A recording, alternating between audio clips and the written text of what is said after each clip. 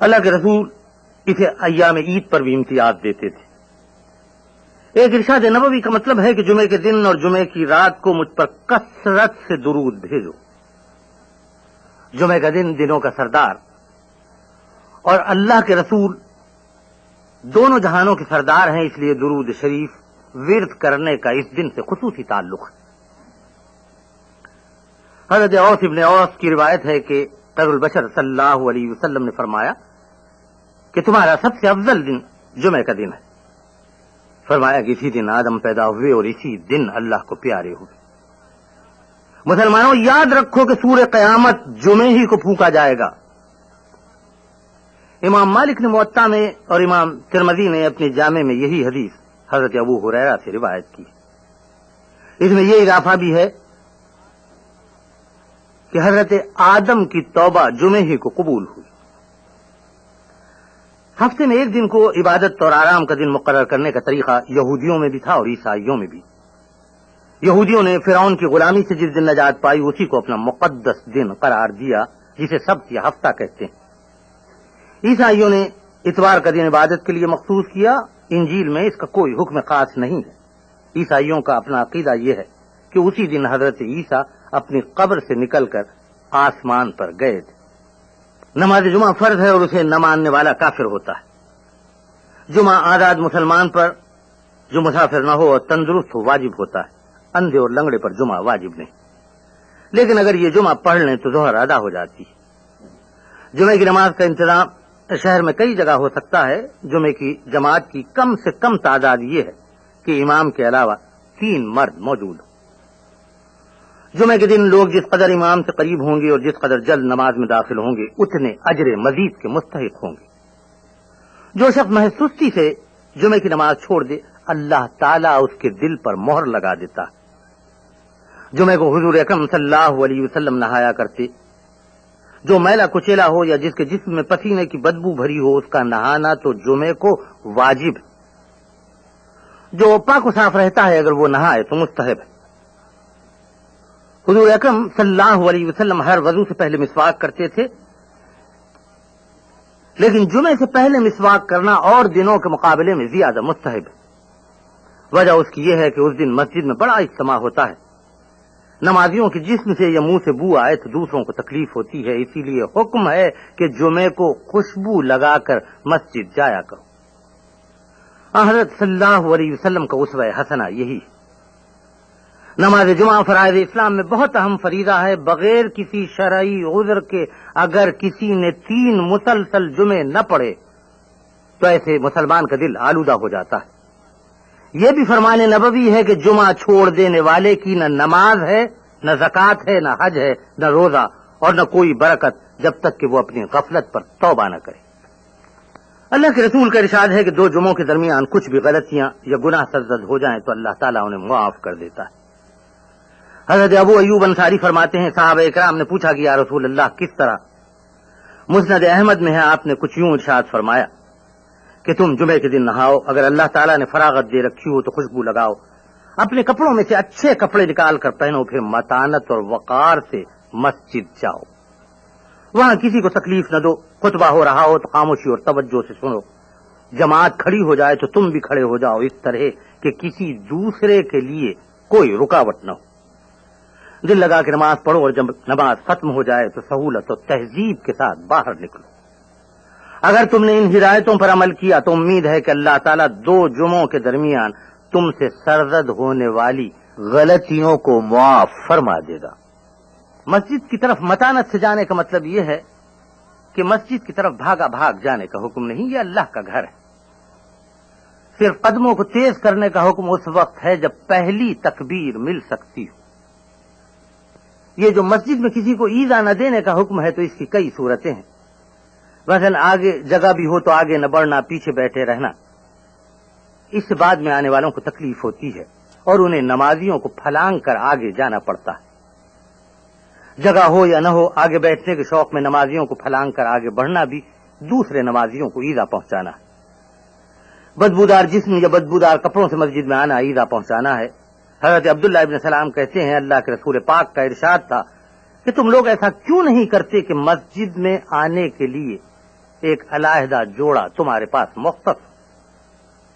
صحابہ اکرام میں حضرت ابو بکر، حضرت عمر اور حضرت علی جیسے جلیل القدر صحابہ اکرام جماعت نماز کے لیے آنے سے پہلے اپنا جوڑا دھو لیا کرتے تھے اور صاف ستھرے کپڑے پہن کر آتے تھے. اس سے بھی منع کیا گیا ہے کہ لوگ مسجد میں چیخ چیخ کر بات کریں. لوگ جماعت میں کھڑے ہو کر پھون پھاڑ پھاڑ کر جماعیاں لیتے ہیں یا زور زور سے ڈکارے لینے لگتے ہیں. اس سے بھی دوسروں کو تکلیف پہنچتی ہے اور نماز کی حرمت میں خلل پڑتا ہے. بعض لوگ جماعت شروع ہوتے ہی کھانستے ہیں، کھکارتے ہیں. بعض لوگ صف میں کھڑے ڈلتے رہتے ہیں یا زیادہ سے زیادہ جگہ اپنے لیے گھیر لیتے ہیں، دوسروں کو دبا دیتے ہیں. یہ سب غلط طریقہ ہے. اگلی صف میں اگر جگہ خالی ہو تو جس کی نظر پہلے پڑ جائے اسے چاہیے کہ آگے بڑھ جائے. بعض لوگ اپنی سہولت کی خاطر آگے بڑھنا نہیں چاہتے. اس سے یا تو صف میں جگہ باقی رہ جاتی ہے یا پیچھے والوں کو آگے بڑھنا پڑتا ہے. اس حرکت سے بھی دوسروں کو تکلیف ہوتی ہے. نمازی جس قدر امام سے قریب ہو اسی میں فضیلت ہے. آگے نہ بڑھنے والا اس فضیلت کو کھو دیتا ہے. جمعے کے روز بدبودار چیزیں جیسے لہسن پیاز کھا کر مسجد جانے سے منع کیا گیا ہے. خطبے کے دوران میں خاموش رہنے کا حکم ہے، حتیٰ کہ سلام کرنے اور سلام کا جواب دینے کا بھی حکم نہیں. مسجد میں سرگوشیاں کرنا، دنیاوی معاملات کی باتیں کرنا اور لڑنا جھگڑنا بھی منع ہے. حضور اکرم صلی اللہ علیہ وسلم مسلمانوں کو خوشحال دیکھتے تو خوش ہوتے تھے. ارشاد فرماتے تھے کہ اگر اللہ نے دیا ہے تو صاف ستھرے کپڑے پہنو. سنن ابن ماجہ میں ام المومنین حضرت عائشہ صدیقہ کی روایت ہے کہ جمعے کے دن اگر آپ لوگوں کے بدن پر کملی کے موٹے کپڑے دیکھتے تو فرماتے کہ کیا حرج ہے اگر جمعے کے لیے کام کاج کے کپڑوں سے الگ ایک جوڑا بنا لو. جمعہ عید المومنین ہے، اس لیے اس کی بڑی اہمیت. سرور کونین صلی اللہ علیہ وسلم بنو سالم ابن عوف کی مسجد غبیب میں نماز پڑھاتے ہیں تو اس دن سے یہ مسجد جمعہ کہلاتی ہے، جو قیامت تک اسی نام سے موسوم رہے گی. اب اللہ کے رسول اگلی منزل کی طرف بڑھتے ہیں. راستے میں بنی بیادہ آتے ہیں، بنی سعادہ ملتے ہیں، بنی حارث ملتے ہیں، بنو نجار ملتے ہیں اور درخواست کرتے ہیں کہ اللہ کے رسول ان کے گھر قیام فرمائیں. لیکن سرور کونین صلی اللہ علیہ وسلم کسی سے کچھ ارشاد نہیں فرماتے. مرقین و محدثین متفق ہیں کہ اللہ کے رسول نے کبھی کسی سائل کے جواب کو رد نہیں کیا. آپ بہت اچھی طرح جانتے تھے کہ صحابہ اکرام کے دل میں آپ کے لیے کس درجہ الفت و محبت و عقیدت و احترام ہے. آپ کے لیے یہ بہت مشکل تھا کہ آپ کسی سے یہ ارشاد فرماتے کہ میں تمہارے گھر مہمان رہوں گا. اس سے دوسرے صحابہ اکرام کی دل شکنی ہونے کا امکان تھا. ارشاد نبوی ہوا کہ میری اونٹنی قصبہ کی مہار چھوڑ دو، اسے وہ جگہ بتلا دی گئی ہے جہاں مجھے قیام کرنا ہے. شہد کی مکھی کی طرف وحی کرنے والے نے اللہ کے رسول کی اونٹنی قصبہ کے دل میں یہ بات ڈال دی تھی کہ سرور کونین صلی اللہ علیہ وسلم کو کہاں قیام فرمانا. اللہ اس اونٹنی قصبہ کا بھی کیا مقام تھا. اللہ کے رسول نے مسلمانوں کو حکم دیا کہ کھجوروں کے جھنڈ کی طرف ہجرت کریں تو سیدنا حضرت ابو بکر صدیق نے سمجھ لیا کہ ایک وقت قریب آنے والا ہے کہ انہیں بھی راہ حق میں ہجرت کرنا ہوگی. صدیق اکبر اپنے لیے ایک تیز رو اونٹنی خریدنے کے لیے بازار پہنچتے ہیں. ایک اونٹنی خرید لیتے ہیں تو خیال ہوتا ہے نہ جانے کن حالات میں اللہ کے رسول سفر ہجرت پر نکل کھڑے ہوں، اس لیے ایک اور تیز رو اونٹنی خرید لیتے ہیں. یہی اونٹنی قصبہ ہے جو سرور کونین صلی اللہ علیہ وسلم کی سواری میں راہ ہجرت میں ہوتی. سرور کونین صلی اللہ علیہ وسلم فتح مکے کے لیے نکلتے ہیں اور کوکب نبوی فاتحانہ مکے کی سرحدوں میں داخل ہوتا ہے تو یہی اونٹنی قصبہ اللہ کے رسول کی سواری میں. حضور سرور کونین صلی اللہ علیہ وسلم اسی اونٹنی قصبہ پہ سوار خانہ کعبہ کا طواف فرماتے ہیں اور حضرت بلال کے بارے میں جو لوگوں نے یاوہ گوئی کی تھی اس کا جواب دیتے ہیں. اللہ کے رسول بتاتے ہیں کہ گورے اور کالے، عربی اور عجمی میں کوئی فرق نہیں، اسلام مساوات کا سبق لے کے آیا. اور جب حجۃ الوداع کا موقع آتا ہے تو تو جبل عرفہ کی چٹان پر حضور سرور کونین صلی اللہ علیہ وسلم اسی اونٹنی پر سوار خطبہ ارشاد فرماتے ہیں۔ جبل عرفہ کے خطبے سے اللہ کے رسول مسجد نمرہ کی طرف تشریف لے جاتے ہیں۔ اونٹنی قصوہ سواری میں ہے کہ قلب اطہر پر سورہ مائدہ کی آیت نازل ہوتی ہے، الیوم اکملت لکم دینکم واتممت علیکم نعمتی ورضیت لکم الاسلام دینا۔ آج دین کے مکمل ہونے کا اللہ کے رسول کو مجدہ سنایا جاتا ہے، اپنی نعمتوں کے اتمام کرنے کا اللہ تعالی اعلان فرماتا ہے اور اس دین کو اسلام نام عطا فرماتا ہے۔ اور اب جمعے کے دن اللہ کے رسول بنو نجار کے محلے میں پہنچتے ہیں تو اونٹ کی قصبہ ہی پہ سوار ہیں۔ صحابہ اکرام ایک ایک کر کے خدمت اقدس میں حاضر ہوتے ہیں اور کرتے ہیں کہ اللہ کے رسول آپ یہاں آئے ہیں تو ہمارے گھر میں قیام فرمائیے۔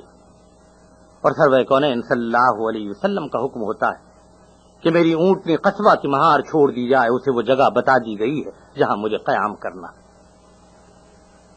اللہ کے رسول کجاوے میں بیٹھے ہوئے ہیں، صحابہ کرام حسرت و تمنا سے اونٹنی قصبہ کا ایک ایک اٹھتا ہوا قدم دیکھتے ہیں۔ جس کے گھر کے سامنے سے اونٹنی آگے بڑھ جاتی ہے وہ بڑی حسرت کے ساتھ نشان راہ دیکھتا رہتا ہے، حتیٰ کہ اونٹنی ایک باڑے میں جا کے بیٹھ جاتی ہے، ایک بنجر زمین پر بیٹھتی ہے اور پھر تھوڑی دیر کے لیے اٹھ کھڑی ہوتی ہے۔ حضور سرور کونین صلی اللہ علیہ وسلم بدستور کجاوے میں تشریف فرما ہے، یہ اونٹنی لوٹ کے آتی ہے اور بیٹھ جاتی ہے۔ معلوم ہوا کہ یہ وہ جگہ ہے جہاں اللہ کے رسول آخری کو قیام فرمانا۔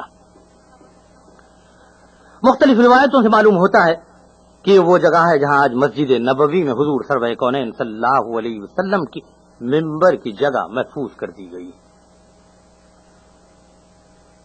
یہ جگہ ام المومنین حضرت عائشہ صدیقہ کے حجرے کے بالکل سامنے، یہی حضور سرور کونین صلی اللہ علیہ وسلم کا گنبد خضرا۔ یہ بات کہ اونٹنی قصبہ کو اللہ تعالیٰ نے وحی کے ذریعے سے بتا دیا ہے کہ کہاں اللہ کے رسول آخری کو قیام فرمانا تھا، اس کی بلاغت تو اس وقت کھلی جب سرور کونین صلی اللہ علیہ وسلم نے دنیا سے پردہ فرمایا اور صدیق اکبر نے اعلان کیا کہ اللہ کا رسول جس جگہ رفیق اعلیٰ سے جا ملتا ہے اسی جگہ امانتاً قیامت تک کے لیے زمین میں اسے سپرد کیا جاتا ہے۔